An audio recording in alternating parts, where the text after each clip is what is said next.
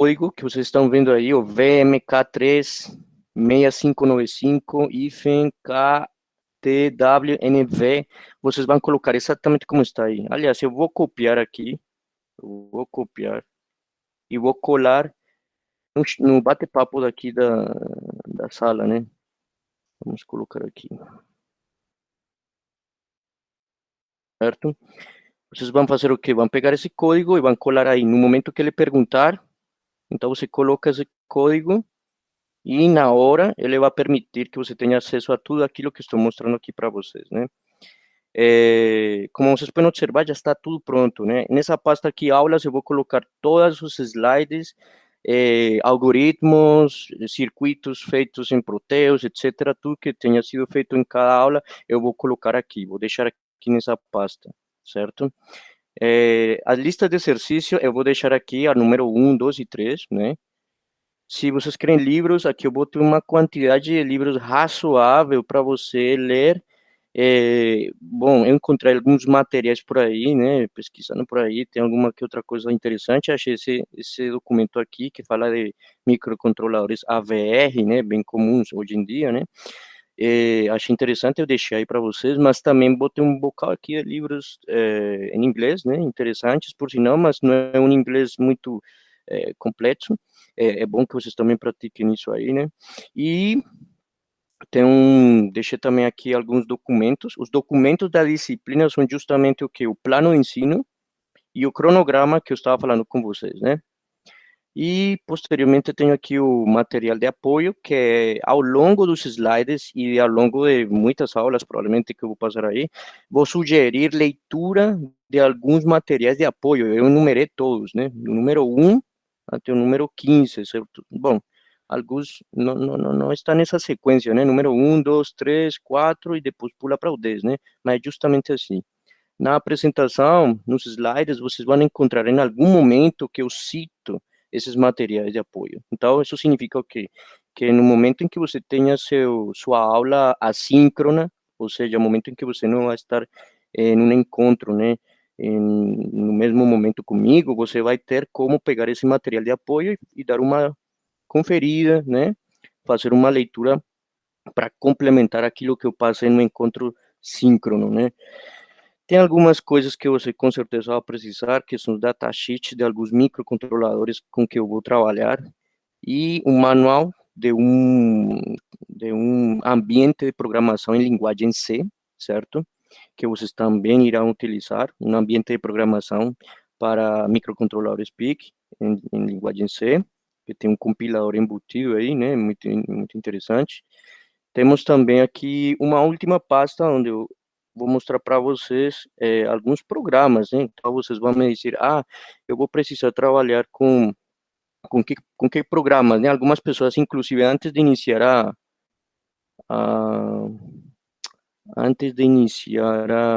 a disciplina, já me perguntaram isso, né? Que programas eu iria utilizar, né? Então, eu vou falar aqui justamente isso. Deixa eu ver que tem gente aqui falando comigo e provavelmente eu não estou vendo aqui. Bom. Gente, outra coisa, isso é interessante. Agora aproveito que estou olhando aqui o bate-papo. É importante que vocês tenham um microfone ou uma maneira de transmitir o áudio para mim, porque assim, o bate-papo, ele está aqui, certo? Mas como eu estou aqui com duas telas, inclusive uma para transmitir, uma outra para fazer, vocês vão perceber que vai ser bem cheio de telas aqui. Vou ter que usar programa, utilizar um outro programa ao mesmo tempo, então isso termina focando minha atenção nisso, e então eu não tenho como estar olhando o tempo todo, bater papo e responder lá. Então, inviabiliza, né? Além de que consumo tempo escrevendo lá, né? Então, seria bom que vocês utilizassem uma apropriada maneira de transmitir o áudio, já seja com um microfone ou de alguma outra maneira, né?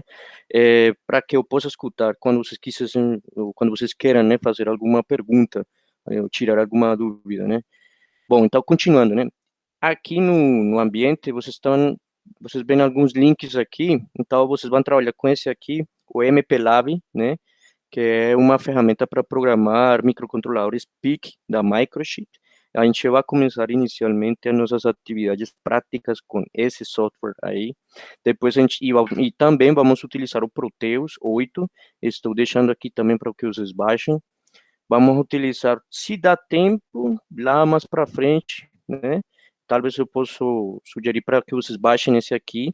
São umas bibliotecas, né, especiais para trabalhar com Proteus 8 e Arduino, né? Interessante, né? Já que muita gente hoje está bem empolgada, né, com a questão do Arduino, né? Temos aqui também o Micro C, que a gente vai utilizar provavelmente já finalizando a disciplina, né, para fazer programas em C para microcontroladores, certo? E o que vocês veem aqui embaixo, então, são os links onde você vai fazer as entregas da lista. Então, por exemplo, aqui já está a data, né? Dia 23 de novembro, você me entrega a lista número 1. Então, você vai lá, clique aqui, e ele vai lhe abrir lá uma caixinha onde você vai colocar o seu anexo, né? Tipo, a sua lista, ou a resolução da lista, né? Aqui está para a lista número 2 e aqui está para a número 3. A prova 1, eu falei que era teórica, né? Ou melhor, em outras palavras, você vai fazer ela online, certo? Mas tem uma, digamos assim, é uma avaliação de conceitos, né? De conceitos bem sólidos sobre o que quer se falar nessa disciplina, né? E depois temos aqui a entrega da prova número 2, que é onde você vai colocar a resolução da atividade prática número 1, na verdade, né? É como se fosse o fechamento da segunda fase, né? E o fechamento da terceira, da mesma maneira, está indicado aqui. Então, já está tudo aqui pronto, é só vocês sempre se atentarem ao cronograma, que é esse cronograma que está aqui, que vocês estão vendo, né? Perdão, cronograma aqui, é exatamente esse aqui. Então, vocês não tem como se esquecerem. Se vocês têm alguma dúvida com relação a o que vai acontecer na próxima aula, o que eu vou deixar gravado lá, então, está tudo aqui, né?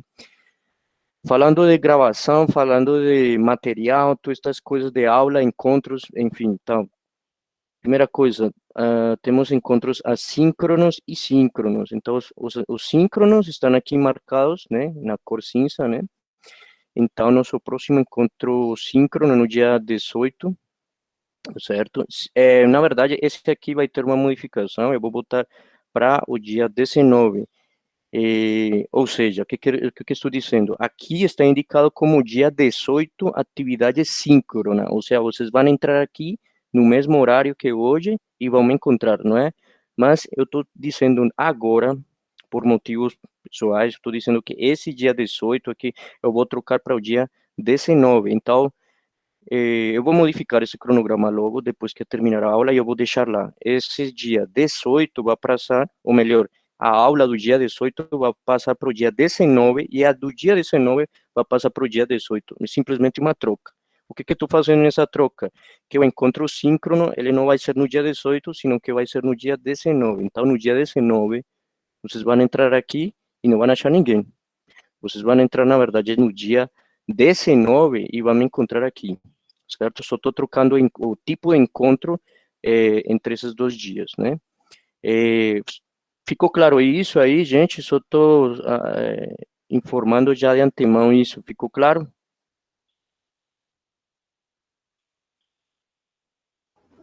Sim, professor. Ficou, professor. Certo. Não sei então, se é só todo dia, mas aí é outra situação. Tá, tudo bem. Então, pronto, eu vou fazer essa troca e vou deixar lá no Schoology, onde acabei. Professor? Diga. Boa noite. Boa noite. Ian aqui. Certo, Ian. Boa noite. Eu queria saber se essa aula do dia 19 ela fica gravada, porque eu também tenho outra matéria nesse dia, no caso. Não, também. todas as disciplinas, perdão, todas as aulas irão ser gravadas, inclusive a de hoje está sendo gravada, todas as aulas estão sendo gravadas, tá?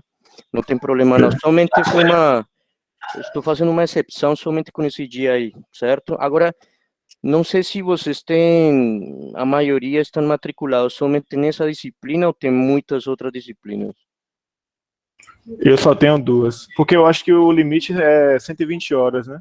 Aham, sei. Então, nesse caso, eu teria que ter mais uma, no caso, né? O máximo, né? Entendi. Isso.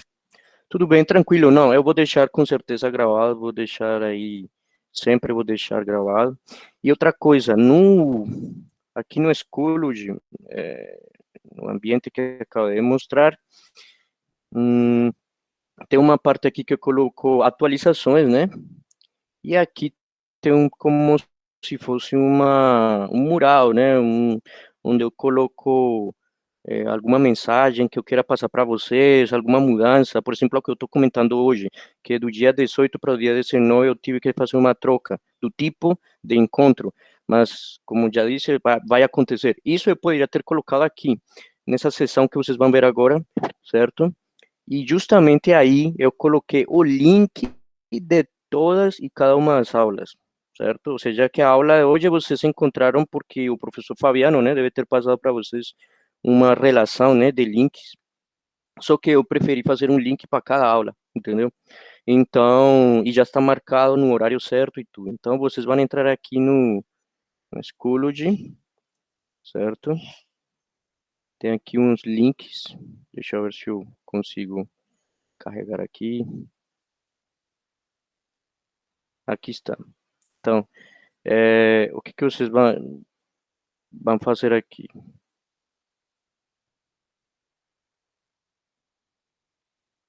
Então, como vocês podem ver, esse link aqui foi o link que o professor Fabiano passou para vocês hoje. Mas, por exemplo, a próxima aula, que é a número 3, certo? 3, é isso, a número 3, que inclusive acabei de trocar, ela vai estar aqui, nesse link aqui, certo? Só que, na verdade, eu vou ter que trocar, porque já não vai ser a número 3, vai ser a número, a ver, deixa eu ver aqui, eu vou passar para o dia 19, então vai ser a número 4, né? Então eu vou trocar isso aí, só não precisam se preocupar, eu vou trocar isso apenas acabar a aula de hoje, eu já modifico isso aqui. Aliás, eu vou modificar aqui para que vocês vejam. Ó.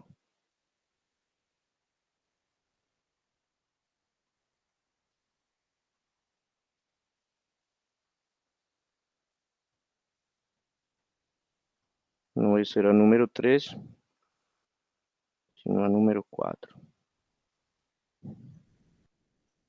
Pronto. Aí está. Então, quem não puder, mesmo assim, vai ter essa aula gravada no YouTube. Eu botei um canal de YouTube para vocês acessarem todas e cada uma das aulas que vão sendo ministradas, né? Lá vai ter uma lista, uma playlist, né?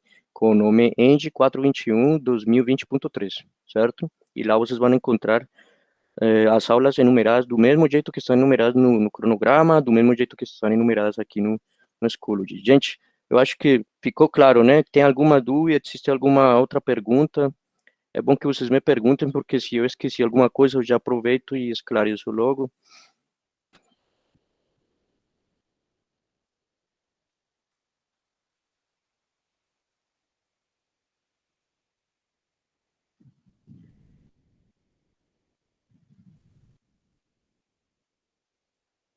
Tudo bem, então, né? Bom, então, aqui está, gente. Esse aqui é o link do canal YouTube, onde vocês vão encontrar essa playlist aqui, certo? Onde com certeza vocês vão encontrar cada uma das aulas, as que são encontro síncrono e assíncrono, certo? Deixo também claro outra coisa, falando disso. Os encontros assíncronos vão ser da seguinte maneira, ó. Tem alguns, segundo o cronograma, alguns encontros assíncronos vão ser simplesmente uma aula que eu vou gravar, certo? E eu vou deixar lá na mesma playlist, certo? Para que você assista no horário que você achar conveniente, correto? Basicamente será isso, né? Dúvidas, então? Tá tudo certo, gente? Ok, professor. Tá bom, então. Então, eu vou dar início, então, à disciplina, né? Só para verificar, na aula de hoje, de acordo com o cronograma, além de apresentar a disciplina e a meta do curso e as metodologias que vou utilizar, eu vou começar falando um pouco sobre arquitetura e alguns conceitos históricos aí que eu acho interessantes para vocês que vão aprender a trabalhar com microcontroladores ou microprocessadores, né? Então, vou fechar isso aqui já. Lá no mesmo Schoology, vocês vão ter acesso a isso aqui, que é o plano de ensino, né? Vocês podem observar, né, que aí está um pouco, eu detalhei algumas coisas sobre o conteúdo, certo? Vão ser uma avaliação escrita, como já falei, uma prova teórica objetiva e duas práticas, né? Que podem se decompor em outras atividades, que justamente são as listas de exercícios, né, que já falei. Coisas que vocês vão precisar para essa disciplina, então já logo aviso, você tem que ter clareza dos conceitos de sistemas digitais, circuitos lógicos e uma que outra coisinha eletrônica ou eletrônica de potência. Então, eu acho que já estou falando para vocês que existe um requerimento, né, a priori, de antemão, certo? E o que mais? A bibliografia que eu botei aqui, mas eu acho que o que eu mostro no Schoology é um pouco mais interessante. Mesmo assim, aqui tem algumas coisas que podem ser legais para vocês utilizarem, né? Bom, é isso aí, gente. Então, eu vou fechar aqui e vou passar para a aula, certo? Bom, arquitetura, né? Então, quando a gente começa a falar de microprocessadores... Tem um colega, Alex está tentando entrar aí, já conseguiu. Não é só isso. Sim, já vi, já. Obrigado, viu? Boa noite, Daniel. gente. Obrigado, Luciano. Boa noite. Boa noite. Bom, gente, então, para os que chegaram tarde, igual essa aula está aqui ficando gravada, né? Tá sendo gravada e vocês podem acessar lá no YouTube, né? Bom, falando em microprocessadores e microcontroladores, né? A gente sempre, quando fala dessas duas palavras, pensa ou sente que é a mesma coisa, só pelo fato de ter o prefixo micro, né? Mas, na verdade, não são a mesma coisa, né? São coisas, digamos, que partem do mesmo princípio, talvez na história, mas que com o tempo foram se dissociando e terminaram sendo duas coisas, como diz, diferentes, né? Então, vamos começar por falar de arquitetura, né? A palavra arquitetura nos remete sempre a prédios e pessoas que fazem planos e desenhos, mas não é isso, não. A arquitetura é um conceito bem mais aprofundado, né? E onde a gente fala basicamente da organização, né, que os elementos têm em um sistema para você atingir uma meta, né, uma tarefa específica, né, um objetivo bem sólido e claro. Pois então, tanto microprocessadores quanto microcontroladores precisam de uma arquitetura. Então, querendo ou não, eu tenho que comentar um pouco sobre isso, né? Mas para isso, a gente tem que começar por falar um pouco de o que compõe uma arquitetura, ou melhor, de que está feita essa, de que se compõe, né, esse conceito de arquitetura. Então, comecemos a falar por 4 gerações, né? Porque para entender realmente o que é uma arquitetura nesse mundo do processamento de informação, né? A gente precisa também entender como a gente chegou, né, onde chegou, tipo, como é que chegamos a essa questão de microcontroladores, né? Como é que chegamos a essa necessidade de ter que criar microprocessadores ou microchips, né? Então aí vamos falar de 4 gerações, sim, ao longo, né, como se fosse uma viagem, uma pequena viagem cronológica. A geração 0, pois então seria o que é um princípio mecânico, né?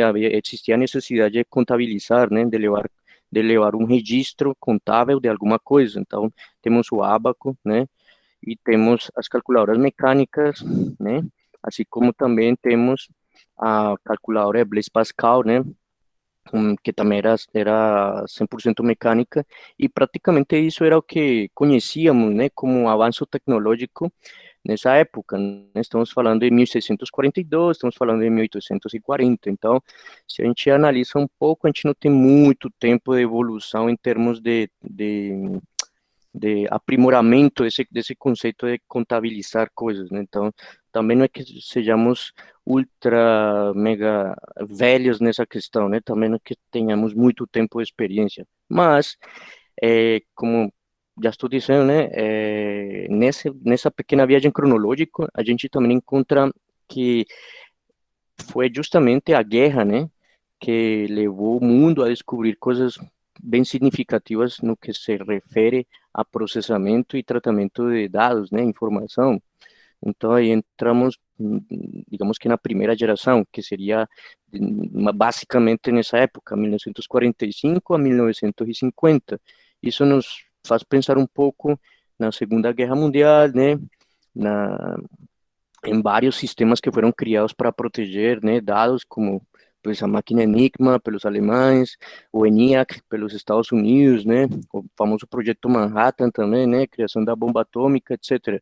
Bom, isso aí é digamos assim, que é o preço que a tecnologia pagou para avançar, que muitas das tecnologias que trouxeram avanços para a gente não foram criadas propriamente para fazer um bem, né, digamos assim, você não criou uma bomba atômica para hoje em dia poder dizer que tem um celular na mão, mas praticamente, mesmo que custe aceitar, esse foi o preço, né? Então, por quê?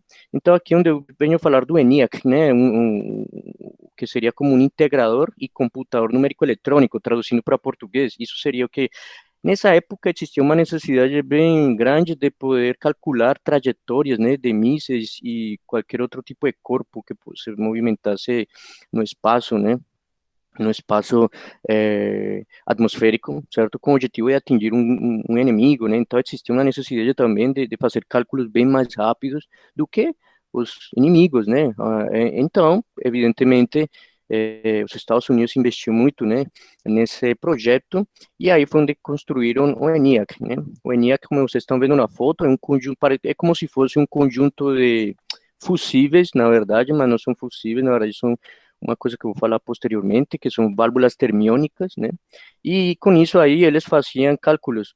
Só que aí mudou um pouco a concepção, né? Porque na geração zero, você viu, eu comentei, né? O princípio era mecânico, certo? Só que aqui na primeira geração já aparece a primeira vez a eletricidade como fonte de processamento de dados, né? Então, aqui a coisa começa a tomar uma outra, digamos assim, uma outra linha de pensamento. E é justamente por isso que na Segunda Guerra se fala desses dois indivíduos aqui, que é Oppenheimer e John von Neumann. Oppenheimer, né, físico, e John von Neumann é um matemático, né, matemático húngaro, inclusive, e foi ele o que estabeleceu os pilares do processamento do ENIAC, ou seja, foi ele que criou aquilo que mais para frente e que em outros contextos literários você vai encontrar como arquitetura von Neumann. Então aí está, é graças a ele que apareceu por primeira vez um conceito de organizar as coisas para você poder fazer contas e cálculos numéricos avançados, né, em curto tempo, certo? Utilizando eletricidade. Então aí ele cria como, digamos assim, um conceito, né, de organização, certo? Para solucionar um problema que nessa época pues era importante, que era a turbulência hidrodinâmica, né? Quando se movimenta um corpo sobre um fluido, já seja um míssil, seja um submarino, seja o que for, né? Até, sei lá, um projetil, né? Você precisa analisar um conjunto, né, de variantes, né? E aí, pues obviamente aparecem variantes que geram movimentos turbulentos, né? Em um meio viscoso, né, ou não viscoso, que pode ser associado a fluidos. Então aí aparecem vários problemas matemáticos e, pues, obviamente, eles precisavam de solucionar isso. Então, isso trouxe equações diferenciais não lineares e, consequentemente, e essas próprias equações e esses problemas físicos aí levaram eles a, digamos assim, entrar em novas possibilidades da computação. Por quê? Porque eles precisavam de, digamos assim, revisar e reconstruir, né, aquela arquitetura de von Neumann, certo? A fim de otimizar os cálculos. Por que era tão importante fazer os cálculos rapidamente? Pois bem, era óbvio que naquela época, né, quem calculasse mais rápido a trajetória de alguma coisa que fosse ser, digamos assim, utilizada contra o inimigo, pues estaria, de certa maneira, avançando mais rápido no processo de vencer a guerra, né? Então, evidentemente, o tempo era uma coisa muito preciada, né? Então, os sistemas que calculassem deviam ser muito rápidos. Mas então, digamos que foi na Segunda Guerra que apareceu o primeiro conceito de arquitetura. E uma coisa interessante dessa época é que o ENIAC era programado, certo? Hoje você conhece a programação como um teclado, você vai lá, coloca os que programam em Java, C, sei lá, em Python, não sei, a concepção que tem de programar hoje, vocês, talvez, não sei, é você chega lá no teclado, colocar sintaxes, né, colocar mnemônicos, colocar, enfim, colocar palavras-chave, né, que na lógica e filosofia do compilador representa algum conjunto de instruções. Isso é programar para a gente hoje, mas na verdade a programação foi da seguinte maneira, utilizando esse dispositivo aqui, que já tinha comentado, né, as válvulas termiônicas. O que é isso, na verdade?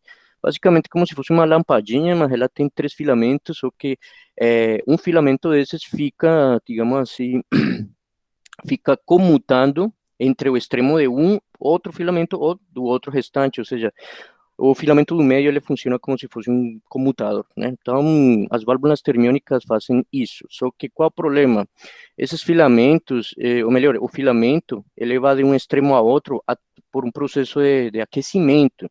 Processos de aquecimento, pues evidentemente são lentos, né? Ou seja, eu acho que vocês devem ter visto isso em alguma disciplina por aí de controle, ou não sei, ou alguma outra, ou instrumentação, que é bem claro que controlar temperatura é um processo lento, né? E então, quando você fala é lento para um contexto onde você precisava calcular coisas muito rápidas, pues não era a coisa mais viável, né? Mas existia um conjunto de mulheres, né, que estou mostrando aí, elas na verdade eram as mulheres que programavam o ENIAC. E o que era programar o ENIAC naquela época, já que não tinha teclado, não tinha essas coisas que a gente tem hoje, não tinha essa concepção mais avançada, né? Naquela época, elas faziam isso aqui. Isso que vocês estão vendo aí, na verdade, são como as válvulas termiônicas nos extremos, sabe, na parte superior, e na parte do meio é um conjunto de cabos que fazem interconexão, certo? Para quê? Para fazer circuitos lógicos. Ou seja, aquilo que você hoje pode fazer simples, colocando, por exemplo, quem programa em VHDL, ou quem faz, por exemplo, ou quem coloca na protoboard um 7408, ou algum tipo desses CI, né, básicos de portas lógicas. Na época, fazer uma porta lógica talvez tomasse todo esse espaço aí que vocês estão vendo nas mãos delas, né? Então, era uma coisa realmente complexa, certo? E dedicava muito tempo. Então, colocaram um bocado de pessoas para fazer esse processo, então programaram o ENIAC, que não era um trabalho de uma nem duas pessoas, era um trabalho de muitos operários, e aí, evidentemente, teve várias mulheres que se destacaram por fazer esse processo complexo, né? O ENIAC, ele pesava quase umas 30 toneladas, né? Se a gente comparar com um elefante que pesa quase 6 toneladas, então era como o equivalente a cinco elefantes, né? Então, praticamente era muito pesado, né? Então, era um computador que não era para você dizer, eu vou comprar um ENIAC que vou levar para casa. Não, não, era bem inviável, né? E como objetivo do ENIAC, como a palavra indica, é um integrador e computador numérico, então o objetivo dele era isso. Integrar significa, nesse caso, fazer cálculos de estimação de posição, certo? Através de alguns dados que eles tinham sobre velocidade, aceleração e entre outras coisas. Bom, outra coisa, 140 kilowatts, pronto, é interessante isso aí, né? A potência consumida por ele, né? Utilizava 18.000 válvulas termiônicas, então é muita válvula para programar, né? Era muita coisa, então por isso precisava muita gente, né? Mas daí passamos para a segunda geração, que seria o quê? É pegar aquela válvula termiônica que funciona com temperatura, que é lenta, e utilizamos o famoso transistor. Na verdade, muita gente acha que o transistor foi criado por esses três aí. Na verdade, ele foi, constituído, explicado e, digamos assim, que descoberto por eles aí, os três que estou mostrando aí. Os três receberam o prêmio Nobel, né, pela descoberta não, pela projeção do transistor, na verdade. Entretanto, em 1940, já tinha alguma galera por aí que já tinha se preocupado muito em pensar isso, e justamente os alemães, né? Então, Oscar Hale, na verdade, ele criou um princípio de MOSFET naquela época, né? E o que ele utilizou foram alguns materiais não tão custosos, entre eles alumínio, mas ele escreveu o artigo, certo? Ele publicou, mas ele não conseguiu patentear isso, né? Então, passou o tempo, passaram os anos e, bom, ficou por aí. Mas é interessante, por isso eu faço questão de chamar, né? Porque 1934 para 1940 e 60 por aí, é um tempo considerável. Então, assim, às vezes a ciência já existia mas digamos que a burocracia da patentada e essa questão não existia, então não era muito visível ainda. Mas esses três indivíduos aqui, eles, em conjunto do laboratório do IBM, né, eles estabeleceram uma estrutura, né, para o transistor e criaram, digamos, uma nova concepção, né, da válvula termiônica. Então, vocês veem aqui comparativamente, né, em tamanho, né, o transistor é isso aqui, e a válvula termiônica é bem, digamos, né, termina ocupando mais espaço. Obviamente, isso já mudou o conceito de que, além de você organizar as coisas, também pode fazer com que elas sejam menores, para assim você garantir menor espaço e talvez, né, isso também ajude um pouco na questão de velocidade de processamento. Tanto é que aqui do lado tem um chip, né, estamos vendo aqui um circuito integrado, né? Então, evidentemente, aqui vai ter muitos transistores, né? Então, evidentemente, você consegue reduzir espaço, né? Na mesma segunda geração, pues então, já começamos a ver digamos assim, que uma redução nesse sistema de processamento, certo? E isso, obviamente, ajudou muito, né? Durante a guerra também, né? Claro. Mas evidentemente, foi bem mais para frente, né? Estamos falando já estamos falando já no final da década de 70, 60, 69, quase início da década de 70, na verdade, que a gente já conhecia os microchips, né? Na verdade, os encapsulados, circuitos integrados, né? Mas daí para lá existiram muitos outros avanços, né? E encontramos também que com esses avanços, a gente conseguiu reproduzir novas estruturas, né, para placas que eram utilizadas dentro de um sistema computacional. Se antigamente eram utilizadas válvulas termiônicas para construir uma placa e, enfim, um conjunto de circuitos lógicos, pues hoje, ou melhor, com a descoberta do transistor, isso passou a ser uma plaquinha desse tamanho, né? E já, como falando já em direção para a terceira geração, pois evidentemente estaríamos entrando no mundo dos circuitos integrados, certo? Quando a gente fala de processamento e informação, é interessante também se perguntar pelos tipos de computadores, né? Então, a gente geralmente fala de servidor, desktop, né? Supercomputadores e sistemas embutidos embarcados. Isso aí, na verdade, é um conceito que é bem digamos, foram paradigmas tecnológicos que foram aparecendo com o passar dessas gerações, né? Foram aparecendo, né? E aí a gente terminou criando novos conceitos de computação. E será que isso influenciou na arquitetura? Evidentemente. Quando você trabalha com um sistema embarcado, né? Não é o mesmo que você trabalhar com um servidor, né? Ou um supercomputador, né? Ou um desktop, né? Tipo, hoje você sabe muito bem que a depender do que você vai fazer, seja, por exemplo, eu vou trabalhar com programas de computação gráfica, eu preciso de muita resolução, eu preciso fazer muitos cálculos geométricos. Isso não é o mesmo que eu abrir um jogo em um celular, tipo, não é a mesma coisa, mas as arquiteturas devem ser, digamos assim, dedicadas, específicas para cada aplicação. Então, evidentemente, essa evolução que houve, né, nas gerações que eu comecei a falar lá, tem um pouco a ver também com como isso aqui foi aparecendo, né? A necessidade de criar novas tecnologias, novos sistemas de processamento, também nos fez pensar em como tem que ser feito o microprocessador para cada tipo de aplicação, né? Então, vejamos aqui, por exemplo, no livro de Hennessy e Patterson, que inclusive são bem famosos, eles descobriram a arquitetura RISC, descobriram não, perdão, eles propuseram, eles trouxeram, né, aquela filosofia de arquitetura RISC, né? Aqui nesse gráfico vocês podem observar que os computadores embutidos ou simplesmente embarcados, né, eles conseguem ter, tipo assim, são mais consumidos do que qualquer outro. Observem que os embarcados hoje em dia ganharam, né, e isso se pode explicar facilmente, né? Antigamente o telefone celular não tinha toda essa tecnologia que tem hoje, né? Então, o que foi que aconteceu aí? Isso justifica, digamos assim, digamos assim, elevada, assim, uma grande empreitada que existiu das empresas por criar arquiteturas para sistemas embarcados. Então, é muito comum hoje falar de, isso aí é um microprocessador ARM, ou ARM, né, que falam.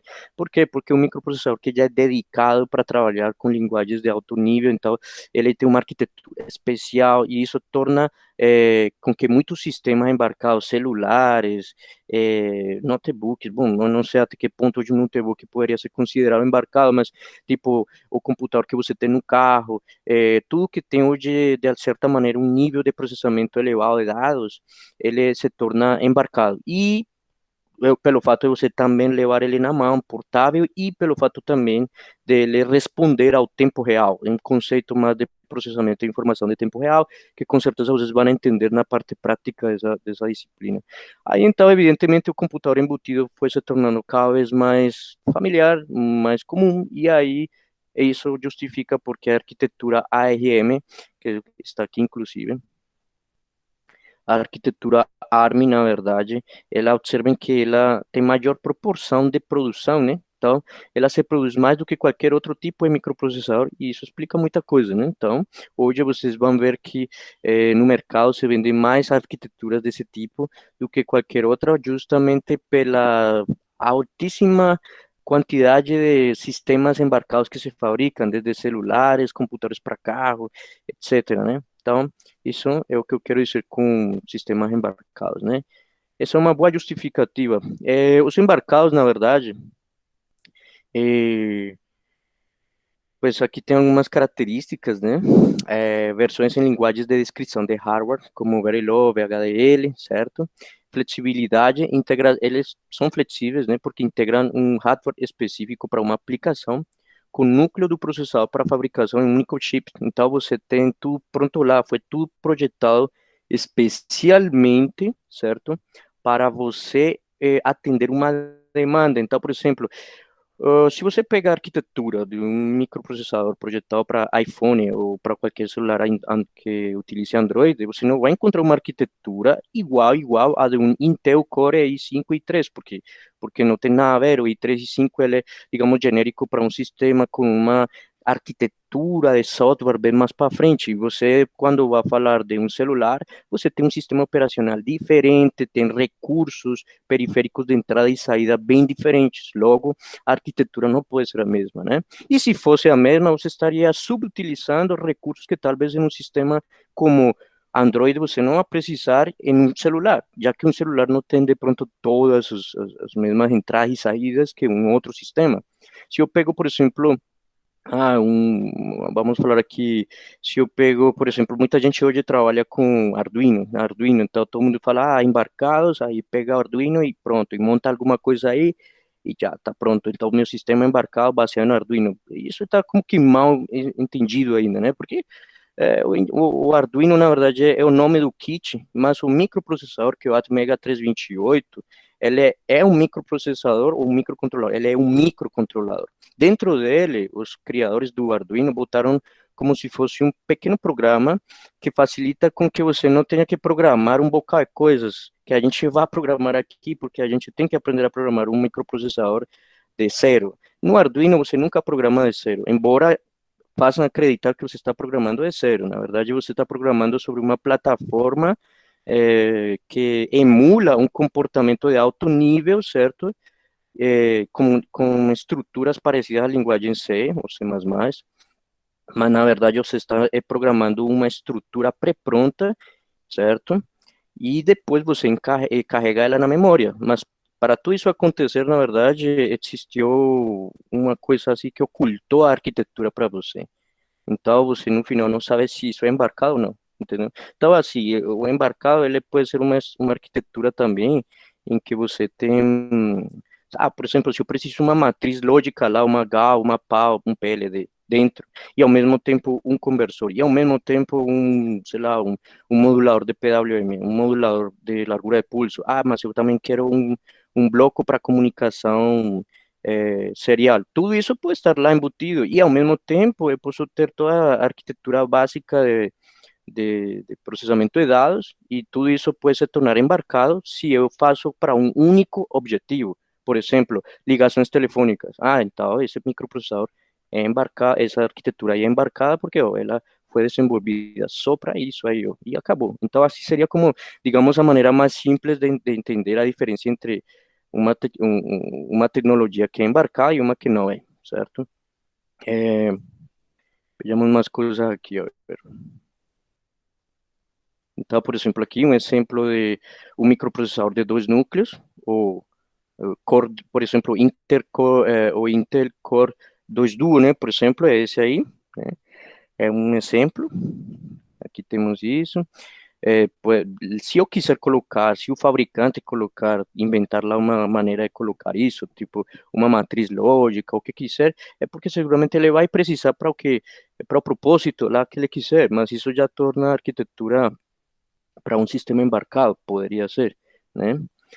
E voltando então às gerações, terminei na segunda, então continuo aqui a terceira geração. Por que eu fiz esse pulo aí? Por que fiz esse parênteses? Porque, na verdade, antes de você ir para a terceira geração, que é o circuito integral, você tem que entender por que tanta preocupação por fazer com que as coisas sejam cada vez menores, e justamente porque a gente precisa se preocupar com objetivos diferentes, e muitas vezes cada objetivo iria demandar estruturas eletrônicas bem grandes, e aí essa coisa iria se tornar cada vez mais complexa. Então, acho que tornar as coisas menores ajudou muito na descoberta de outras tecnologias, inclusive o radar, né? Então, o radar, para os que não lembram, talvez não sabem dessa questão, o radar foi descoberto por lá no final da Segunda Guerra, né?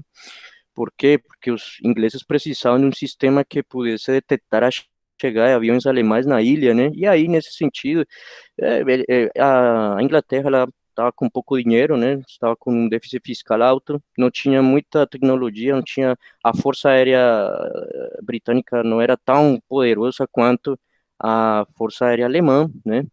E nessa intenção aí de querer os alemães invadir, então, nessa época, o primeiro-ministro, né, Winston Churchill, né, então eles estão interessados realmente em evitar, né, que invadissem, né, a ilha. Para isso, então, ele contratou os engenheiros, né, e Geoffrey Dahmer, né, que foi o engenheiro que pensou na possibilidade de criar um radar, né, foi talvez pela velocidade com que queriam solucionar esse problema da invasão, de evitar que outros aviões, ou melhor, que os aviões inimigos entrassem na ilha, criar um sistema que conseguisse detectar a longa distância quando um avião estava próximo e assim preparar a orientação dos mísseis ou das armas de ataque aéreo, né? Então, nesse sentido, este cara aqui criou, digamos que, os princípios do circuito integrado, né? Ele vislumbrou, né? Digamos, ele foi um visionário, ele percebeu que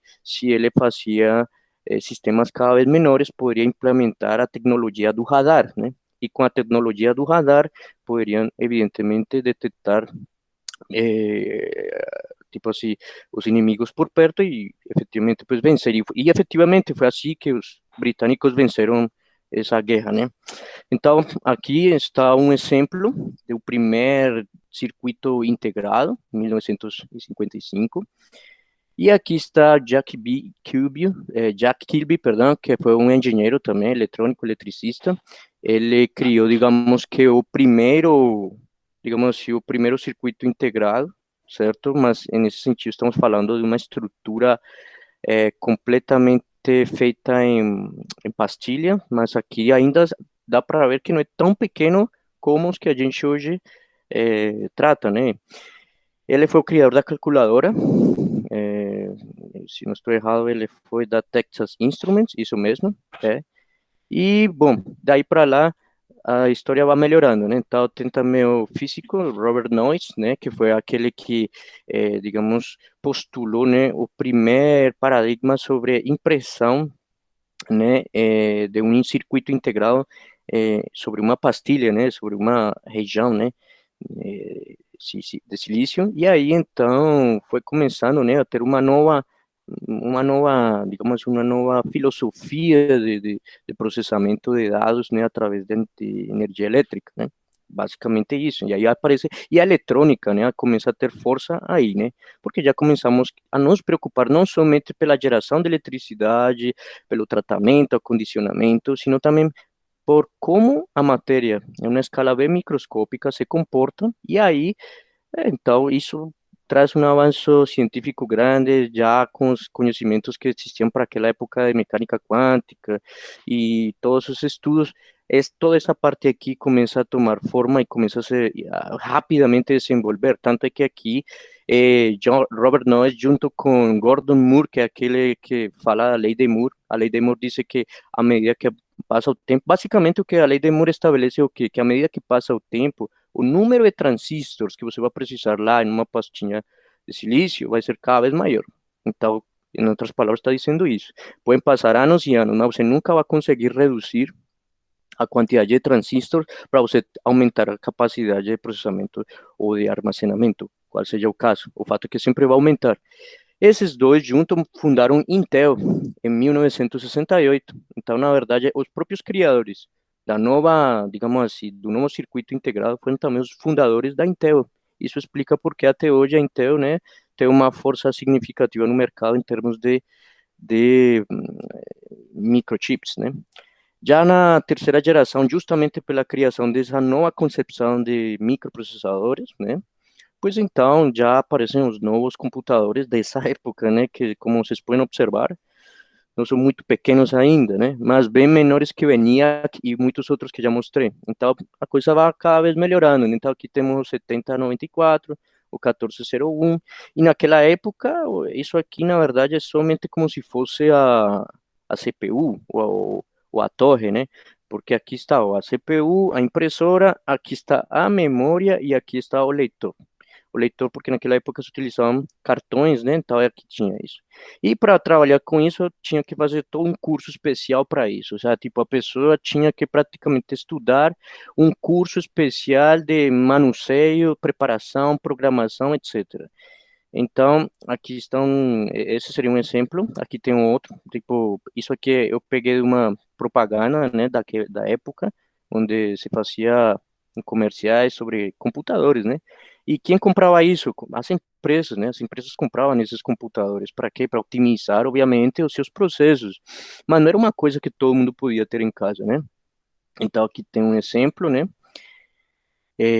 O desempenho disso aqui, pues vejamos aqui em termos de memória, né? A máxima memória que podia existir nessa época era, a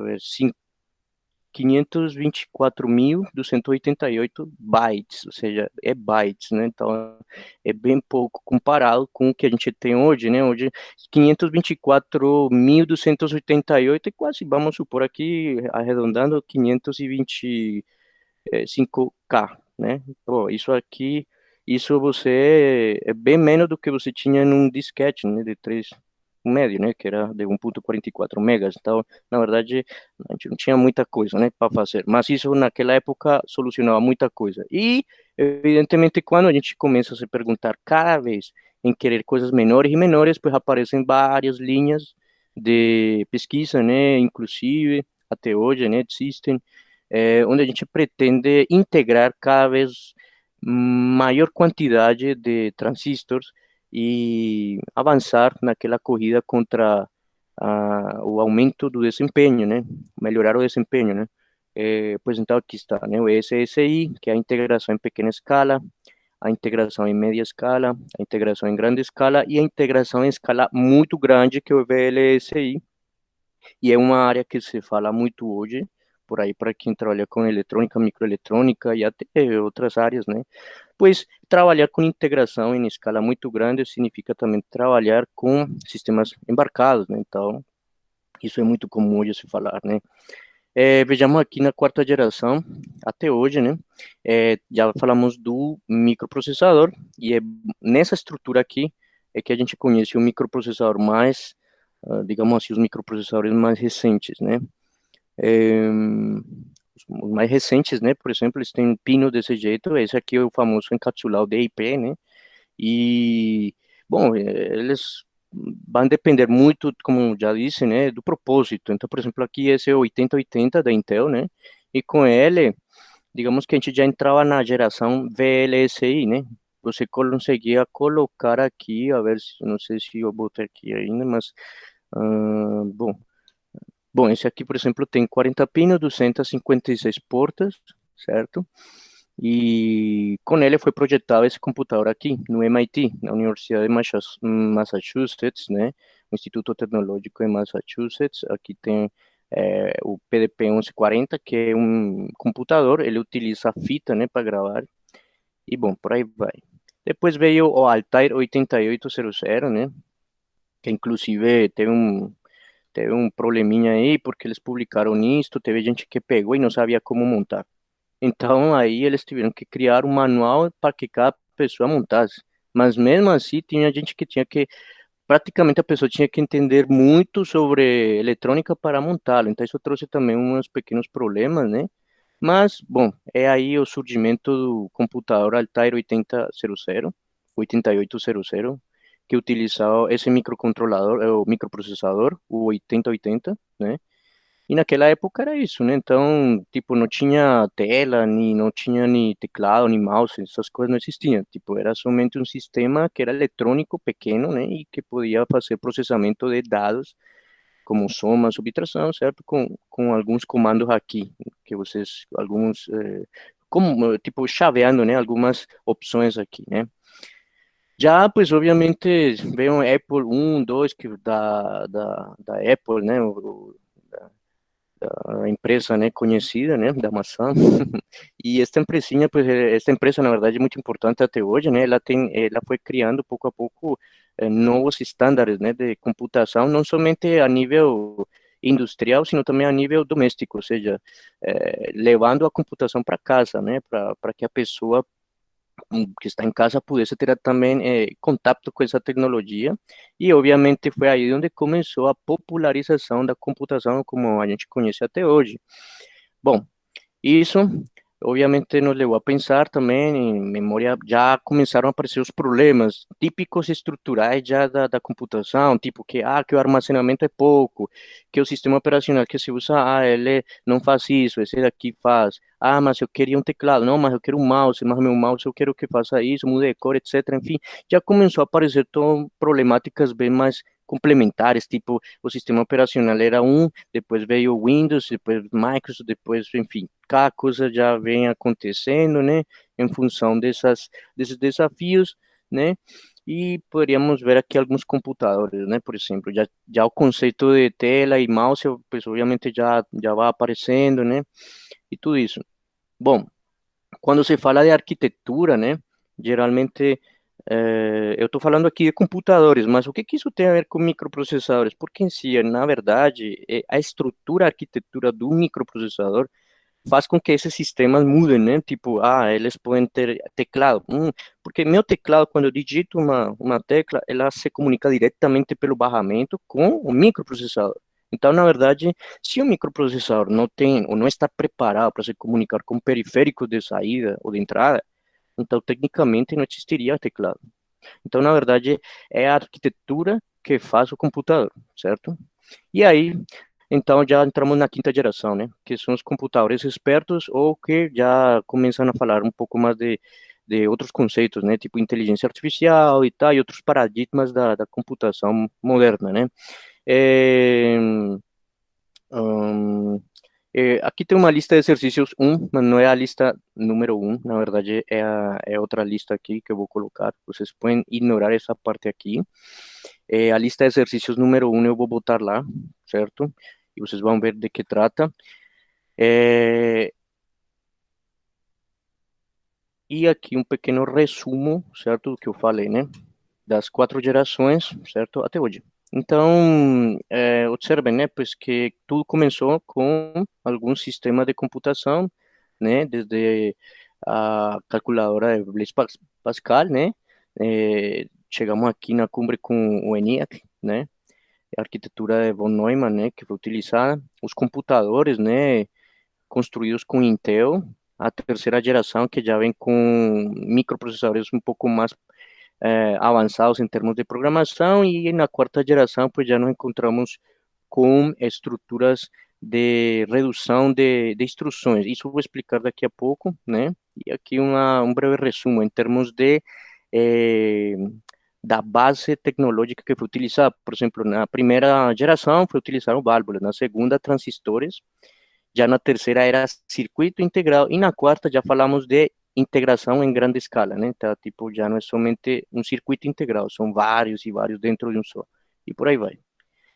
Então, como já falei, a arquitetura é a organização desses elementos todos. E agora vem uma outra questão. Se John von Neumann, que foi o matemático que propôs, né, a organização desses elementos, então como é que eu poderia otimizar isso? Veio outros problemas, né, já que a arquitetura, além de ter sido utilizada para esses problemas eventuais lá da guerra, ela se tornou popular. E isso, obviamente, já mudou um pouco, né, o foco para o qual foi projetado inicialmente. E aí, então, a pessoa se pergunta aí, como é que eu posso adaptar essa tecnologia tão específica, inventada na guerra, para se tornar tão comercial e tão doméstica, né, tão maleável por tantas pessoas que não têm nenhum objetivo desse tipo de guerra apresentado, por dizer assim. Então, pues aí está, né? Há uma nova, digamos que aí começa uma nova era, né? Digamos assim, que é a mudança dessa arquitetura, pensar em uma arquitetura um pouco mais eficiente, uma arquitetura que fosse rápida e que pudesse ter, digamos assim, coerência com muitos propósitos.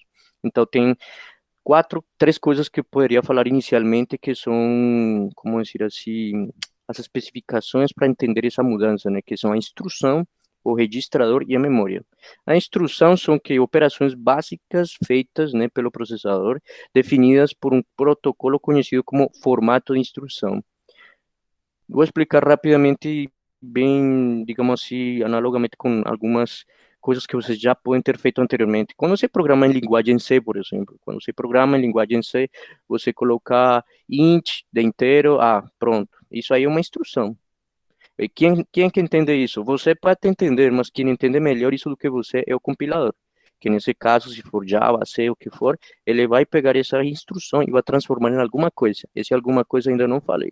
Mas esse alguma coisa é o que caracteriza a arquitetura, porque, na verdade, esse alguma coisa vai depender da arquitetura que você está programando. Então, por exemplo, se eu programo em C um, um Atmega 328, tipo o microprocessador do Arduino, e com esse int A eu programo um microcontrolador PIC da Microchip, esse alguma coisa que vai sair daí não é o mesmo nem para um nem para outro. Por quê? Porque são arquiteturas diferentes. Então, a instrução é fundamental.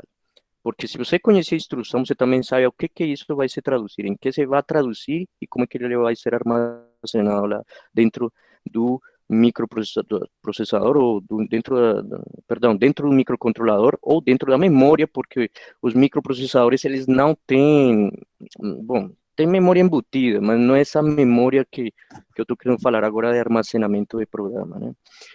O registrador é uma pequena quantidade de memória, certo? Composta de unidade mínima de armazenamento chamada de flip-flops, né? Que você já deve ter visto por aí em eletrônica digital ou desenho lógico, né? Qual a ideia do flip-flop? É uma unidade de armazenamento. Mas por que utilizar um flip-flop se eu tenho transistor? Bom, né, evidentemente há um problema em armazenar dados somente em transistores, né? Mas, na verdade, lá na microeletrônica, a implementação do flip-flop não é do jeito que a gente implementa usando portas lógicas. Há todo um, digamos assim, uma maneira melhor de fazer isso para otimizar o funcionamento, né? Então, mas o conceito de flip-flop entra a fazer parte aqui do registrador. Então, como o flip-flop ele armazena informação, pois então o conjunto de vários deles se torna um registrador, certo? E uma outra última coisa aí é o armazenamento de informações que está relacionado com a memória. Então, são três coisas. Essas três coisas vão modelar o que chamamos de arquitetura von Neumann. Por quê? A arquitetura von Neumann, que eu falei inclusive no início da aula, ela nasce onde? Na necessidade de calcular dados mais rápido, não é? Pois é, eles precisavam de fazer os cálculos bem mais rápido. E aí, então, von Neumann, que foi matemático, ele falou o seguinte, simples, se a gente quer que o processamento seja mais rápido e queremos que exista, tipo assim, uma velocidade no processamento determinar as coisas, né? Tipo, somar tanto, fazer multiplicações tem que demorar no máximo tanto. Então, ele criou uma estrutura, essa estrutura é a arquitetura de von Neumann, e ela está composta da seguinte coisa, que é a memória principal, a unidade de lógica e aritmética e a unidade de controle. Tudo isso é a minha arquitetura von Neumann. Beleza, então quer dizer que ele criou um pequeno circuito chamado unidade de lógica e aritmética. Temos uma outra parte do circuito que é a unidade de controle, certo? E tem um outro circuito que provavelmente dentro do conceito que eu acabei de falar, é o que armazena a informação, certo? E dentro dele eu vou ter seguramente registros, ou flip-flops, né? Então tudo isso aqui no final precisa de flip-flops, né, e consequentemente de sinais que regulem, né, o acionamento desses flip-flops. Então, a arquitetura von Neumann tem essa estrutura, né? Aqui também é retratado de outra maneira. Eu tenho digamos assim, um caminho de dados só para os sinais que controlam a memória, outro para os endereços, né, da memória, e um outro para os dados, né? E aqui estão os três blocos que eu falei, né? Então, CPU, memória, né? Aqui não estou mostrando a unidade de controle, mas aqui estou mostrando os periféricos de entrada e saída. Tudo isto pensando nessa abordagem. Agora, existe um pequeno problema. Na memória, você armazena instruções, certo? Mas você também armazena dados de configuração do microprocessador ou do microcontrolador. A questão é que quando você vai acessar uma coisa ou a outra, você tem que esperar, né? Tipo, você vai esperar tirar um dado que seja de controle e depois se pega um dado que seja de execução. Por exemplo, vamos supor aqui, eu vou fazer a soma. Então, a soma está armazenada em uma posição de memória A. E o dado que configura a minha ULA para fazer a soma e depois salvar em algum lugar está armazenado em uma outra posição de memória. Então, uma é uma instrução de programa e a outra é uma instrução, certo? Que equivale à configuração. Então, essas duas coisas vão ser sacrificadas. Por quê? Porque eu preciso primeiro executar uma para outra, não posso executar as duas ao mesmo tempo. E outra coisa, eu vou consumir, de alguma maneira, espaço em memória para uma coisa, certo? E nesse mesmo espaço eu vou colocar informação que não é do programa, que pode ser com outro objetivo específico, configuração. Então, isso aí cria um problema, certo? O problema é que você não tem como colocar em uma única memória dados que têm contextos diferentes, em outras palavras, propósitos diferentes. Então, aí é onde vem a proposta, né, da arquitetura Harvard, né, que nos leva ao nome, certo? De acordo, visto que foi descoberto na Universidade de Harvard, né, nos Estados Unidos. E aí, pois então, eles pensaram no seguinte, é simples, gente, ao invés de a gente utilizar a ULA, né, como centro de tudo, utilizemos a unidade de controle. E, ao invés de colocar uma memória para dados e para instruções, pues coloque ou melhor, perdão, ao invés de colocar uma memória só para as duas coisas, separe uma parte para memória e uma parte para dados, perdão, e uma outra para instruções. Isso com certeza facilitou muito, por quê? Porque vocês têm um bus, um caminho unicamente para dados e tem um outro caminho só para instruções. Isso, evidentemente, facilita em que você não... Se você quiser um dado aqui agora, uma instrução, e você quer os dados que essa instrução vai utilizar, você pode adquirir os dois aqui, em caminhos diferentes. Na abordagem anterior, você teria que primeiro pegar os dados e depois esperar um tempo para que por aí mesmo chegue a instrução. Então, de alguma maneira, existia um problema aí, de que você ia chegar um momento em que sua arquitetura não iria poder dar conta de cálculos muito avançados, muito mais exigentes, porque você precisa sempre se retardar por causa desse probleminha aí do caminho de dados. Então, em outras palavras, a solução não é nem muito, digamos assim, não é muita coisa assim tão diferente, porque o único que eles fizeram foi dividir a memória em duas parcelas e criar caminhos de dados, ou melhor, caminhos, bus, né, barramentos separados, né? Bom, e essa arquitetura foi conhecida aqui nesses dois computadores, o Mark I e o Mark IV, certo? O desempenho do programa, então, como venho falando, em função dessas arquiteturas, ele vai ser, digamos assim, afetado, certo?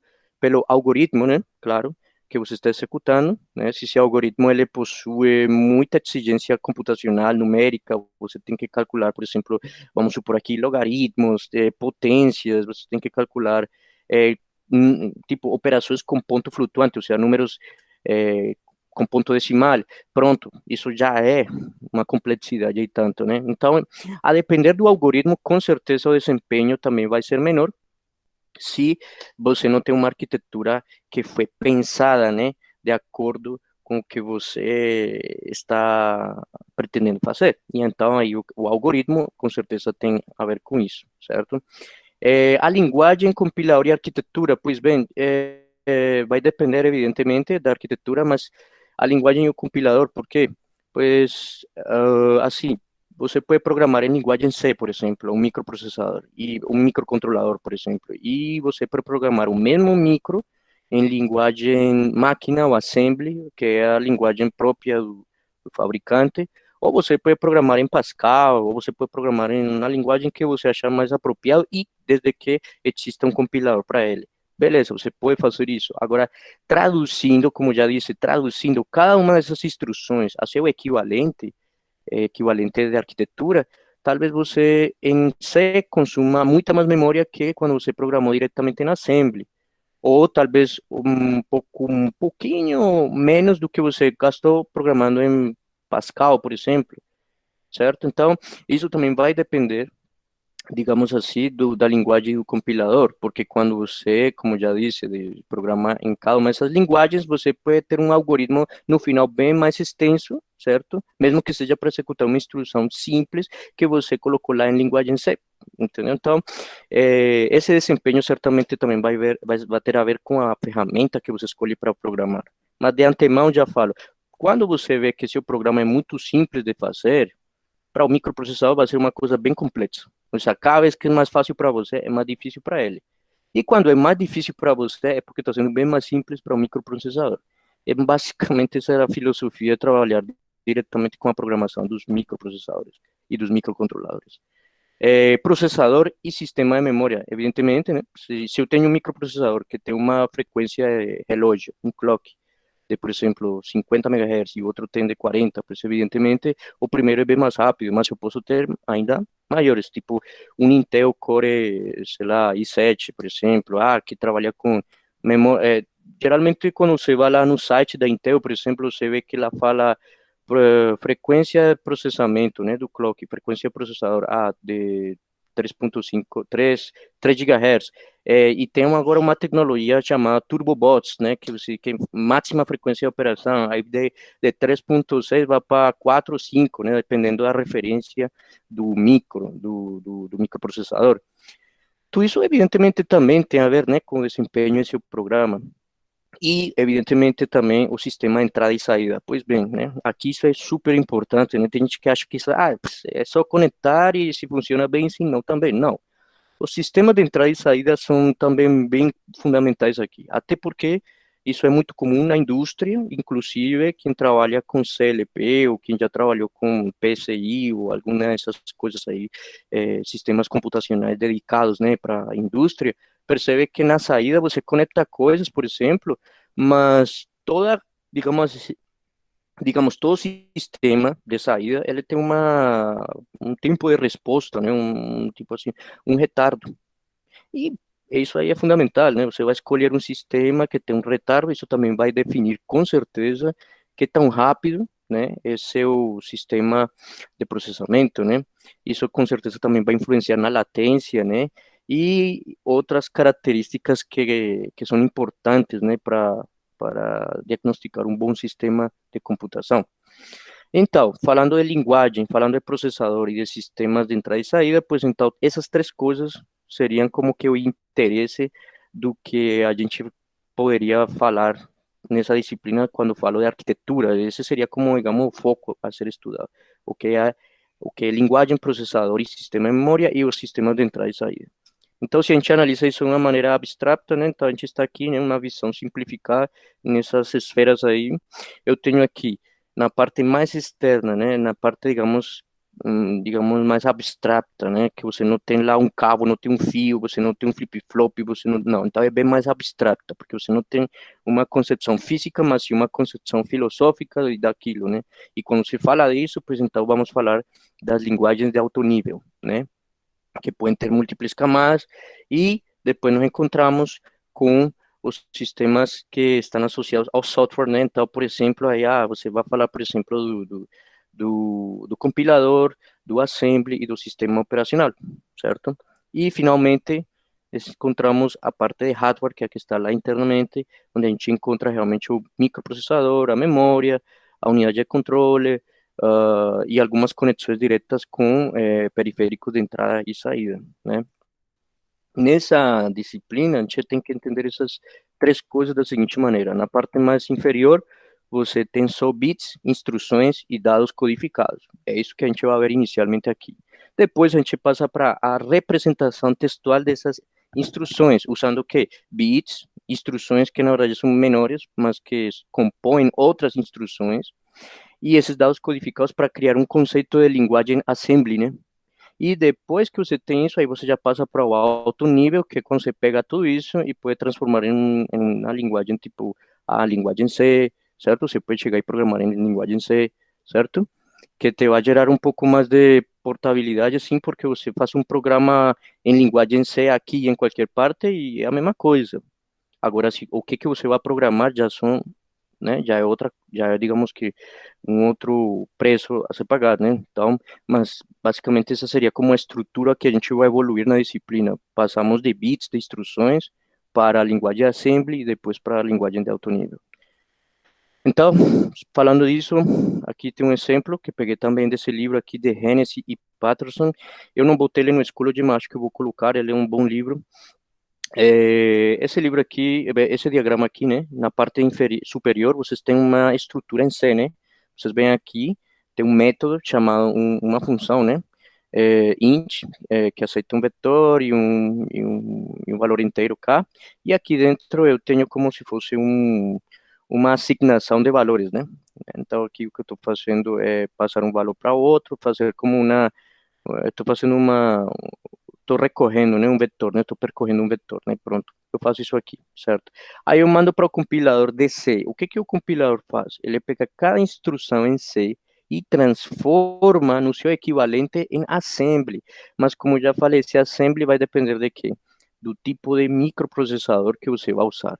Então aqui, esse aqui é o assembly do MIPS, que é um microprocessador que eu vou falar posteriormente, certo? Mas o MIPS, ela é, digamos assim, bem estudado aqui nesse livro particularmente, mas também é muito citado por aí, em muitas referências bibliográficas como modelo a seguir quando se fala de arquitetura, né? Então, por exemplo, isso que está aqui se traduz em isso que está aqui. Isso aqui são instruções, mnemônicos, isso aqui são parâmetros, certo? Que no seu devido momento será explicado, mas isso aqui representa o equivalente em C, o equivalente em assembly de tudo isso que estava aqui, certo?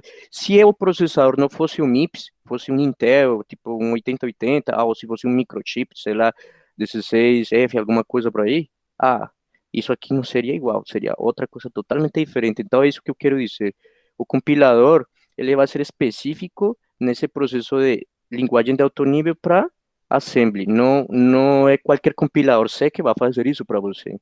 Então, você não vai conseguir com um compilador de C normal, que você faz programas de desktop, fazer também a programação de um microcontrolador, ou de um sistema microcontrolado. Por isso que eu digo que o Arduino, quem aprende microprocessadores usando o Arduino não aprendeu nada, porque na verdade o Arduino te ocultou toda essa parte aí e você não sabe sobre a arquitetura do micro. Então, eu acho que aqui a gente vai ver isso. Depois, quando você pega o assembly, você faz um processo chamado montar, né? Que na verdade é como se fosse um processo de pegar cada uma dessas instruções e transformar em binário. E aí sim, quando está transformado nisso, você manda para a memória do microcontrolador, onde efetivamente vai ficar o programa. Isso tudo ao pé da letra, assim, bem certinho, assim, do jeito que está aí, a gente vai fazer aqui, para que vocês vejam que isso realmente existe, que realmente isso tem que ser levado em consideração quando você quer que o desempenho do seu programa seja o melhor, certo? Bom, e processadores, né? Então, quando se fala de processadores, tem um detalhezinho aí interessante, que é a organização, que já a gente falou, né, a organização via von Neumann, certo? E temos algumas questões, digamos, relacionadas com a sua, digamos assim, hierarquia, organização. Temos aqui, então, por exemplo, registradores, né, que já falei, compostos por flip-flops, e esses flip-flops, com certeza, configuram dessa maneira que está aqui registrador. Isso aqui são flip-flops tipo D, né? E aqui temos tipo assim, nesse caso, a gente está utilizando uma configuração interna de dois flip-flops, pode ser RS ou JK, que quando você configura com um CLK, com um clock, você consegue dizer para qual transição do clock você vai fazer que cada um desses flip-flops funcione. Então, por exemplo, aqui, pelo visto, pela simbologia, cada vez que eu tenho uma transição alta, eu vou garantir que tudo que esteja em D vá por Q. Então, na verdade, esse flip-flop funciona como uma memória, mas é uma memória de 1 bit. Então, esse aí é o conceito de registrador, né? Internamente, como já falei, tem isso aqui, né? E isso aqui, por sua vez, é isso aqui. Então, na verdade, observem como ao longo de todas essas 4 gerações, eu consegui chegar apenas a isso aqui, a um transistor. Mas tudo isso, por sua vez, reduz tudo, tipo assim, vai compondo, né, de maneira hierárquica tudo isso, até chegar no registrador. E olha que o registrador é o primeiro na pirâmide, certo, de armazenamento, que eu vou falar posteriormente. Então, como eu estava falando, o processador, além dos registradores, ele vai ter a ULA, né? E a ULA é o quê? É como se fosse um circuito lógico combinacional, certo? E também pode ter uma parte síncrona através de um CLK, um clock, né? Um sinal pulsante com um período. E com ele a gente pode efetivamente executar operações, né? Tipo soma, subtração, divisão, multiplicação, etc, né? E aqui temos a estrutura, né? A estrutura que eu queria mostrar aqui é isso aqui. Eu tenho um conjunto de dados que estão nos registradores, mando cada dado A e B para um registro aqui, que é a entrada da ULA, depois a ULA faz o quê? A soma, e esse resultado vai para a memória, ou para um registrador. Isso aqui, na verdade, resume de maneira bem simplificada o processo da ULA, né? Só que a ULA é esse circuito, certo? Esse aqui é um exemplo de uma ULA para 1 bit, né? E cada um desses registradores é digamos assim, uma configuração como essa. Se fosse um registro de 8 bits, então aqui seria apenas a metade, né? Que chamam de nibble, né? Ou parte mais ou menos significativa, a depender qual que você esteja olhando. A execução da instrução. Então, como que funciona a execução de uma instrução em um microprocessador? Basicamente, são 3 coisas. A primeira é trazer a próxima instrução da memória até o registrador. Aqui me faltou colocar a letra R, né? Mas tudo bem, é isso aí, você corrige. A unidade de controle indica qual é a instrução e determina qual é seu tipo. E armazena em memória de alta velocidade. Quando eu falo alta velocidade, eu falo de flip-flops. Por quê? Porque na hierarquia de memória, o flip-flop ele armazena 1 bit, certo? Se eu quero armazenar 2 bits, eu vou ter que usar 2 flip-flops. E assim por diante, né? Ou seja, por cada bit que eu armazenar, eu vou precisar de um flip-flop a mais. Ou seja, se eu vou comparar 1 bit com relação a 10 megabytes, evidentemente a memória mais lenta vai ser aquela que armazena mais informação. Então, 10 megabytes são mais difíceis de acessar ou de extrair do que 1 bit. Então, quando eu falo de alta velocidade, pues, evidentemente o flip-flop, porque é aquele que armazena menor informação possível, logo extrair a sua informação é muito rápido. Então, por isso chamamos de memória de alta velocidade. E após eu pegar, ou melhor, armazenar em memória, pois então eu altero o contador de programa. Esse é um tipo de registro específico que vamos conhecer em detalhe prático mais para frente, mas é o contador de programa, ou também PC, porque ele é o que indica o endereço da posição de memória atual, certo? E como eu sei que eu tenho que executar a seguinte instrução, então ele sempre aponta para o endereço seguinte, vizinho, né? Então aí tem essa questão. Finalizou essa etapa, então agora eu vou para a segunda etapa, que é composta por outros critérios, que são esses aqui. aqui. Determinar o tipo de instrução, se a instrução usar uma palavra na memória, determinar onde essa palavra está, certo? E trazer a palavra para dentro do registro da CPU, se necessário. Isso aí, na verdade, é como se eu tentasse pegar aquela instrução que eu trouxe da memória, colocasse em um registro especial, certo?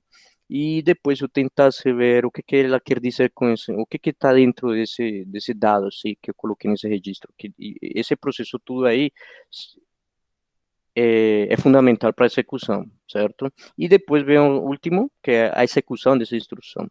Então, na verdade, se a gente analisa esses 6 passos divididos em 3 estratégicas partes, é como se eu estivesse falando de isso aqui. 3 partes que são fundamentais, que são buscar, procurar, decodificar e executar. Ou também conhecidas em inglês como fetch, decode e execute, né, na verdade. E por que é mais comum em inglês? Porque é assim como você vai encontrar no datasheet dos fabricantes de todos os microprocessadores que existem. Você vai encontrar fetch, procurar, como se fosse esses 2 passos aqui, que significa o quê? Eu vou lá e vou encontrar uma instrução. Mas onde que eu acho essa instrução? Então, eu vou ter que ir lá na memória programa, o próprio fabricante vai dizer onde está como é que essa instrução é executada, quanto tempo dura, etc. Depois que ele procura a instrução, ele decodifica a instrução. Então, por exemplo, se eu tenho uma instrução que diz lá, some A mais B, então a parte somar A mais B, esse conjunto tudo, ele tem que procurar lá, procurar a instrução soma. Então, ele vai por lá na memória e procura uma instrução que já está pré-pronta, chamada soma. Aí depois ele vai decodificar, ou seja, ele vai transformar essa instrução que diz somar A mais B em uma instrução A mais B, certo? Tipo, ele vai transformar essas palavras mnemônicos em uma coisa útil e executável, né? Então, essa é a decodificação. E depois nós encontramos com executar, que é justamente aquele que vai pegar essa soma e, evidentemente, vai mandar para onde? Para a ULA. E a ULA vai fazer a soma e manda o resultado para onde? Para a memória, se caso seja isso que o programa quer, armazenar na memória. Mas, basicamente, são esses 3 passos fundamentais. Aqui a gente poderia incluir uns passos intermediários, mas eu não vou falar ainda disso, tá? Para não complicar, mas eu acho que, por enquanto, esses 3 passos já são significativos e eles acontecem aqui no domínio do tempo, ou seja, primeiro tem que procurar, depois decodificar e depois executar, ou seja, nessa ordem, certo? E então aqui vejamos como é que basicamente funciona isso. Então, por exemplo, aqui tem a unidade de controle e aqui tem a unidade de lógica e aritmética, certo? Eu tenho aqui o quê? Dois operandos, A e B. A unidade de lógica de controle indica para a unidade de lógica e aritmética que tipo de operação eu vou executar. Porque minha unidade de lógica e aritmética, vamos aqui hipoteticamente falando, ela faz 3 coisas. Ela compara A com B, B com A, por exemplo. Ela verifica se são iguais. Ela pode verificar também, ela pode fazer uma soma, ela pode fazer uma subtração, certo? A menos B ou B menos A, não sei. Esse tipo de operações, né? Então, hipoteticamente falando, mas essa ULA aqui faz isso, né? Então o que eu vou fazer aqui? A unidade de controle, ela indica para a ULA que tipo de operação eu vou fazer, né? E a instrução que está armazenada na memória, nesse caso a memória RAM, né, na verdade, ela é justamente isso que eu falei anteriormente, some A mais B. Essa instrução some A mais B, ela está armazenada na memória em forma de palavras codificadas, né, por dizer assim, né? E quando eu pego isso e mando para aqui para um registro, vou colocar aqui, na verdade, peraí, aqui onde diz instruction, na verdade, eu vou ter um registro. Essa instrução vai ficar aqui. A unidade de controle vai pegar esses dados, né? Ela vai pegar esses dados. Deixa eu ver aqui. Isso. Opa. Ela vai pegar esses dados que estão aqui na instrução e ela vai entender isso como, eu quero que ele faça uma soma. Então, eu vou configurar a ULA para que habilite o circuito lógico combinacional de soma. Um full adder, por exemplo, de 8 bits. Aí, esse aqui significaria isso. Esse é o princípio. Então, vamos ver. Então, por exemplo, e depois que ele faz a operação, ele vai ter umas flags, como umas bandeiras, indicadores de que essa operação já foi feita, né? E aí, acontece o que tem que acontecer de acordo com o programa, né?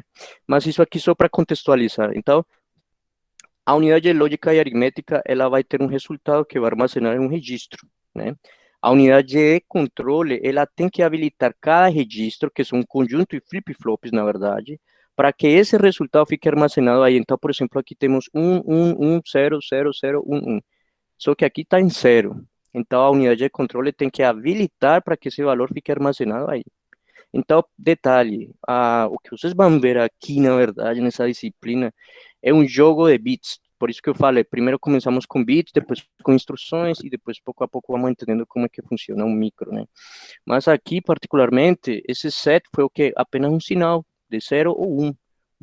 Vamos supor, se for tecnologia TTL, pues 5 volts. Se não, pues então, qualquer outro nível de tensão, né? Mas que para esse contexto representa um lógico. Então, quando ele botou um lógico, habilitou os registros, em outras palavras, é como se habilitasse cada flip-flop, né? Para que tudo que entrou pela porta D fique na letra Q, na saída Q do flip-flop, né? E isso aqui foi nada mais um enable, né? Então, ele habilitou esse registro, né? E quando habilitou, já ficou pronto para quê? Para se conectar com qualquer coisa que passe por aí. Então, aí já, digamos que aparece nosso conceito de barramento, né? Então, aqui tem um barramento. Então, esse número, ele viajou ao longo desse barramento e agora se conectou com todos esses registros. Agora, em qual desses registros ele vai ser armazenado? Aí vai depender da unidade de controle, que vai ter um set e um enable, né? Então, por exemplo, se ele quer que armazene aqui, ele vai ter que habilitar esse aqui. Se ele quer que armazene aqui, pues ele vai ter que habilitar aqui também, e aqui por dentro. Então, por exemplo, aqui ele habilitou esse, né? O set, né? Na verdade, é esse aqui, igual que aqui, set, né? E aí, quando ele habilitou aqui e armazenou esse mesmo valor aqui, pues aí já vem a questão de como é que essa dinâmica aí de salvar esse dado pode ser trabalhado posteriormente. Então, por exemplo, nessa estrutura aí, né, eu posso agora chegar e dizer o seguinte, ó, não sei se vocês perceberam, mas aqui estavam todas as setas como chegando nos registros, né? Agora, eu quero que ele mude o sentido. Então, as setas agora estão se comunicando como saída, né? Como é que eu faço isso? É somente a unidade de controle que faz isso, né? A unidade de controle vai fazer isso em que sentido? Se eu habilito a leitura, né? É porque eu estou também permitindo que modifique, né?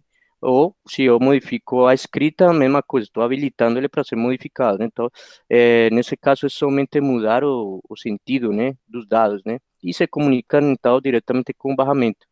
Aqui, por exemplo, eu vou pegar, então, a unidade de controle vai habilitar um outro registro agora, que vai ser o quê? Um valor qualquer, o valor, nesse caso, B, né? E vai fazer o seguinte, ó, ele vai pegar esse valor que estava aqui nesse registro, certo? E vai mandar para aqui, como? Habilitando esse aqui, certo? Para quê? Para que ele acione o barramento com seu valor e a unidade de controle habilita esse aqui, na verdade, certo? Para que esse valor entre aqui, né? E aí já temos o primeiro valor B dentro da unidade de lógica e aritmética. Depois, fazemos o mesmo, só que com valor A, só que o valor A está armazenado aqui, né? Exatamente. E pronto, né? Aí, pronto. Quando já você faz isso aqui, então vem outra questão, a instrução, né? Esse registro aqui, por exemplo, ele vai indicar, hipoteticamente falando, né? Eu disse, vamos fazer a soma, né? Então, a soma é um tipo de instrução, certo?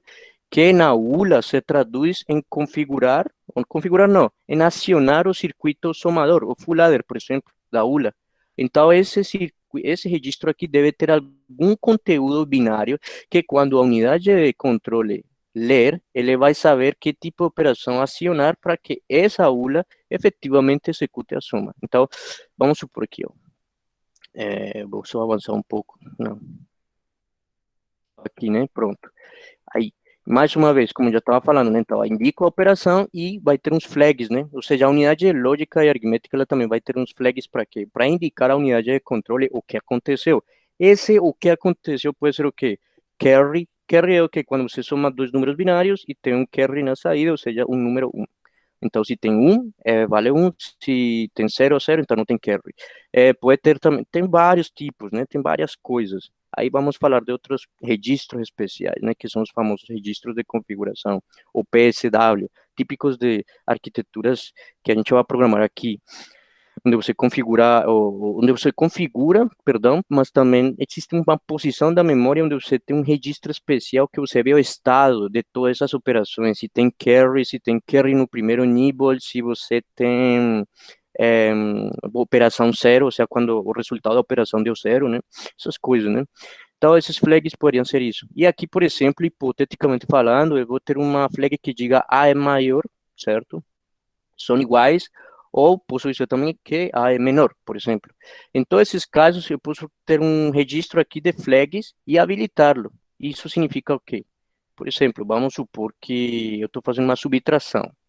Na subtração, se você tem um número, se você pegar números negativos, por exemplo, a subtração feita em binário deve ser levada em consideração o sinal ou não, né? A depender de como que você está trabalhando, com números com sinal ou sem sinal. Se você vai trabalhar com números com sinal, você tem que levar em consideração o número 0 do último bit mais significativo para falar justamente disso. Además, aqui a unidade de controle, ela poderia ter tipo assim, um pino aqui, um cabo para se comunicar com os flags e habilitar, porque essa informação pode ser útil para a unidade de controle fazer alguma modificação até no tipo de operação, né? Isso é fundamental. Então, por exemplo, aqui, ó, eu pego isso aqui, habilito esse flag, e aqui eu vou ter um outro registro agora, que eu vou mostrando aos poucos. Esse registro aqui é o registro de instruções, né, de instrução, não, do endereço da instrução, onde evidentemente eu vou fazer o quê? Vou ir lá na memória, certo? E se aqui está o endereço, na verdade eu vou fazer o que? Vou ir lá pegar o dado que está armazenado, certo? Que dado seria esse, né? Por exemplo, eu posso pegar o dado B por lá, o dado A também deve estar por lá armazenado. Ou eu posso simplesmente pegar toda a instrução que está lá em alguma posição da memória, né? De programa. Então, por exemplo, ele pega o endereço e traz a instrução. A instrução, ela tem que ser salva aonde? Não vai ser salva aqui, nem aqui, nem aqui, porque aqui são dados, provavelmente. Então, isso aqui, na verdade, quando ele coloca o endereço, certo, da instrução, ele vai por esse mesmo barramento e, olha, somente vai direto para a memória RAM, ou seja, ele está apontando para uma posição da memória RAM, certo? E esse dado fica armazenado aqui em uma memória, em um registro, certo? Mas não é que fique armazenado, na verdade, as arquiteturas, elas utilizam um registro, né, feito a base de flip-flops, na verdade, onde você coloca o dado que representa, já seja um operando ou uma posição de memória, mas utiliza registros porque eles são mais rápidos, né, como já falei, memória de alta velocidade. Então é bom você ter um registro antes de o dado que você quer enviar, certo? Sair por aí, entendeu? Antes de ele sair, né, você já tem um registro garantindo então que o dado esteja próximo do local ou do periférico para onde você quer enviar isso. Então, é uma técnica, assim, digamos, que interessante para você garantir uma segurança no armazenamento momentâneo desses dados, né? Aí, quando você faz isso, esses dados que estão lá nessa posição de memória, eles voltam por aqui, ó, pelo mesmo barramento, certo? E aqui a unidade de controle vai fazer o quê? Quando ela habilitou ou mandou o endereço da memória, ela habilitou, né, a memória RAM, mas vai chegar um momento em que ela vai desabilitá-la para que esse barramento seja usado pela unidade de lógica e aritmética e pela unidade de controle, ignorando a memória RAM. Então, aqui, por exemplo, o dado que veio da memória RAM fica aqui, certo? Nesse registro da instrução, certo? E seguramente, por exemplo, pegar alguma flag dessas e fazer uma comparação, certo, com algum bit. Isso aqui é um exemplo, né? Vamos supor, eu estou pegando algum bit daqui, dos flags, né, da operação, e vou fazer uma comparação com a end, né? E assim eu posso verificar o que ele, o melhor programa que fazer. Então, na verdade, só pelo fato de eu ter colocado essa porta end aqui, estou tentando dizer que a unidade de controle não é mais do que isso. É um conjunto de portas lógicas, né? Eu vou mostrar isso mais para frente, né? A unidade de controle, ela não é mais do que um conjunto de circuitos combinacionais que recebem um conjunto de variáveis, e como vocês podem ver, essas variáveis são que set e enable, né? Ou seja, ela controla tudo em função de set e enable, e para isso você tem que ter um circuito combinacional, que, como vocês bem sabem, devem ter visto em outras disciplinas, a maneira de simplificá-lo é através de mapa de Carnot ou utilização de Minter, Master, né? Alguns critérios para de simplificação, né? E observem então que já com esse endereço aqui pronto, eu estou indo para onde? Para o próximo dado na memória RAM. E por aí finalizamos essa breve explicação. Isso aqui pode ser um pouco, a princípio, um pouco novo, complexo, mas na verdade é uma questão bem multidisciplinar de tudo aquilo que você já viu por aí em outras disciplinas, desde eletrônica digital, circuitos lógicos, etc. E o que você vai trazer de novo aqui, o que você vai aprender talvez novo, seja a questão da programação em função disso aqui tudo, certo? Mas vai ficar bem claro com o passar do tempo. Bom, se a gente pegar tudo isso e colocar num circuito só, certo? Que seria tudo isso, isso seria o que você tem dentro de um microprocessador, né? E tudo isso, por sua vez, é o que você tem dentro de uma placa, né? Por dizer assim. Então, o microprocessador nunca é mais do que isso, certo? Obviamente que eu aí simplifiquei, né? Hoje em dia, todo microprocessador, ele tem uma parcela de memória lá dentro também, para fazer as coisas mais rápidas. Quando se fala em memória cache, memória cache, né? Ou memória cache. Essas já são tecnologias, né, que outras abordagens, mas aqui só estou explicando o básico do que você tem por dentro de um micro, né. E aí, evidentemente, como vocês perceberam, o micro, certo, ele tem um barramento para endereço, para controle e para dados, ou seja, está dentro dessa arquitetura a von Neumann, certo? E voltando para nosso processo aqui de procurar, decodificar e executar, pois então, falamos da execução da instrução, né, gente? Só para lembrar, a aula de hoje termina 21h10, não é verdade? Alguém confirma aí para mim? Professor, eu acredito que seja às 20h20 hoje. É ao contrário, professor. A outra aula que é 21h10, hoje é 20h20. Ah, então tá. Gente, então, Terminava vamos lá. 19h30, eu acho. É isso mesmo, acho que sim. Realmente, acho que eu me passei. Pensei que hoje era o dia que tinha 4 horas, né? Então, tecnicamente seria na quarta, né? Isso, professor. Isso. Pronto, gente, então, para melhor não me prolongar, vou fechar aqui, pelo menos aqui a gente já começa na parte de execução. Eu vou, amanhã, como todos os dias aqui até o dia 18, né, de dezembro, eu vou deixar sempre a aula no YouTube, as de encontro síncrono ficarão no YouTube e as de encontro assíncrono também irei deixar lá no YouTube, com a mesma numeração que tem no cronograma. E é só isso, gente. Então, por hoje, obrigado, tá? Mais uma vez, sejam bem-vindos e qualquer dúvida, pues, estou aí disponível. As dúvidas vocês podem escrever lá no mural do Schoology, vocês perceberam, né? Eu expliquei. E é isso aí, gente. Alguém quer perguntar alguma coisa, tirar alguma dúvida, sei lá, sugestões? Professor, você vai disponibilizar os PDFs também? Sim, vou deixar tudo isso que você Nessa está vendo parte aqui. de aulas, né? Isso vou deixar lá com a mesma numeração da aula segundo o cronograma. Então, por exemplo, a aula de hoje terminou aqui, então você vai ter lá esse slide até aqui, entendeu? Tá bom. Professor, o senhor tem uma data para colocar a primeira lista? Eu vou colocar a primeira lista amanhã. Ok. Então, já deixo lá para que vocês entreguem na data que está prevista lá. Professor, Diga. eu vi que você botou os pesos no cronograma da disciplina, né? A primeira unidade é peso 3. Só que vai ter uma lista também. A lista vai valer quantos por cento da... Não, ali, na verdade, quando eu botei esses pesos, foi falando mais na questão o porcentagem da fase, como um tudo, né? Mas, na verdade, aquela prova teórica mais a lista número 1 é o que vale tudo, 30%, entendeu? Sim, mas já está definido quanto é que vai valer a prova e quanto é que vai valer a lista?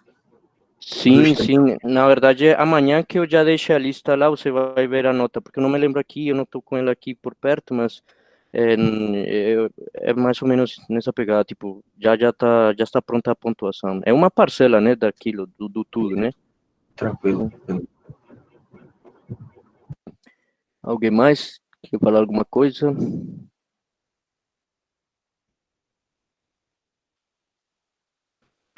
Pronto, gente, então, bom, então eu vou finalizar por aqui, obrigado a todos vocês, e eu deixo lá a aula de amanhã, tá bom? Boa noite a todos, obrigado. Boa noite. Boa noite, professor. Boa noite, gente. Boa noite. Boa noite, boa noite. Boa noite, professor.